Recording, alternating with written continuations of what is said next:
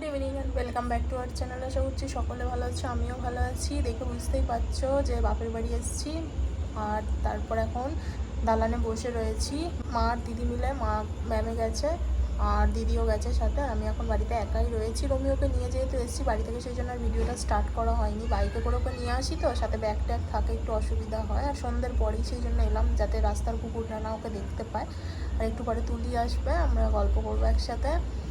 এখন বসেই রয়েছি, দেখতে থাকো ব্লগটা। আজকে থেকেই শুরু করলাম।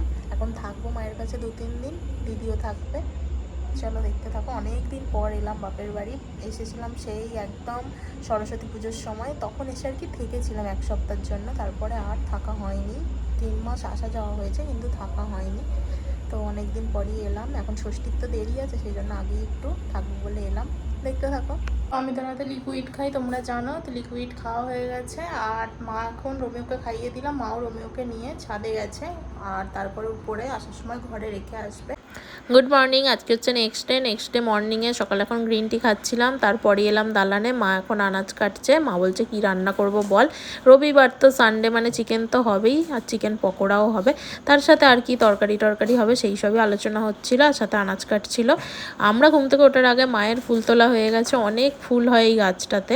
জবা গাছটা পুরো একদম গাছ ভর্তি ফুল হয়। তো মায়ের প্রায় 15টা ফুল তোলা হয়ে গেছে। তাও এখনও গাছে আরও 15টার মতো ফুল রয়েছে। আর এদিকে তো ইয়েলো টেকুমা পুরো ভর্তি হয়ে রয়েছে। উপরে গেলে উপর থেকে ভালো করে তোমাদেরকে দেখাবো। একদম গাছ ভর্তি ফুল। আর এখানে এখন ব্রেকফাস্ট করছি আমি, দিদি, মা সবাই একসাথে। ডিম সিদ্ধ, স্যালাড, মুড়ি, তরকারি খাওয়া দাওয়া করে নিয়ে তারপর মা রান্না করবে। মাকে একটুখানি সাহায্য করব। প্রথমেই একটুখানি আলু ভাজছিলাম।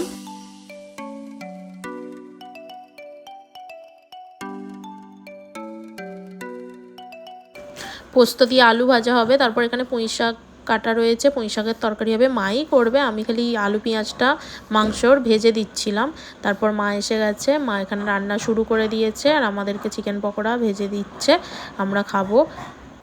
তারপর রোমিও ওখানে জিভ বার করছে। ওর এত গরম হচ্ছে, আর নিচের ঘরে পাখা চললেও, যেহেতু এখন গরমকাল তো, এখন প্রচণ্ড বেলার সময় গরম।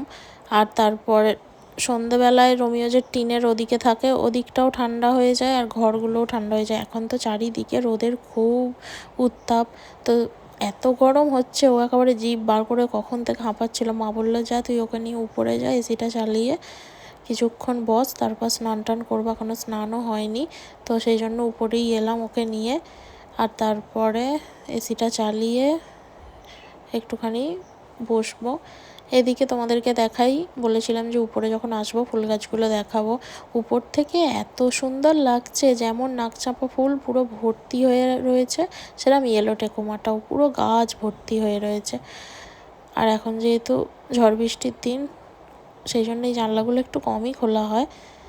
এটেই দিয়ে যাই, হয়তো মনে থাকবে না, তারপরে ঝড় হলে প্রচণ্ড ক্ষতি হয়ে যাবে। তারপরেই তুলি এসছে এখানে ওর বোনেদের নিয়ে রোমিওকে দেখতে। আর তারপর রাহিও এসেছে, রিকও এসেছে। সবাই মিলে একসাথে আমরা একটু গল্প গুজব করছিলাম। অনেক দিন পরে সবার সাথে দেখা হলো, আর বেশ ভালোও লাগছে।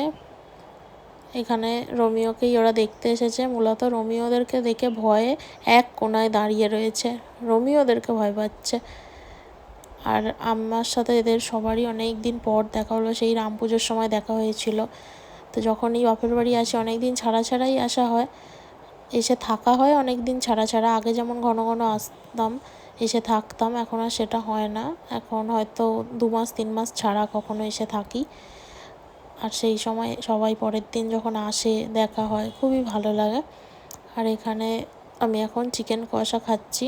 মা বললো তুই আর দিদি একটা করে চিকেন কষা খা।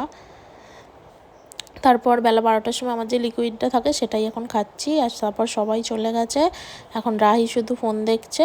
এরপর আমরা খেতে বসে গেছি। এখানে ভাত, পুঁই শাকের তরকারি, পোস্ত দিয়ে আলু ভাজা, চিকেন, চাটনি। খাওয়া দাওয়া করে নিয়ে রোমিওকে খাওয়াবো।